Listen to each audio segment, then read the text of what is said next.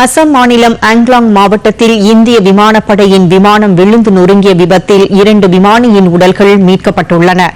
ஜோர்ஹாட் விமானப்படை தளத்திலிருந்து சுமார் 60 கிலோமீட்டர் தொலைவில் வழக்கமான பயிற்சி பணியின் போது இந்திய விமானப்படைக்கு சொந்தமான Su-30 MKI போர் விமானம் ரேடார் தொடர்பை இழந்து கீழே விழுந்து நொறுங்கியது. இது தொடர்பான தகவல் அறிந்து வந்த பாதுகாப்பு படையினர் மீட்பு பணிகளில் ஈடுபட்டனர். அப்போது 2 விமானிகளின் உடல்கள் மீட்கப்பட்டுள்ளன.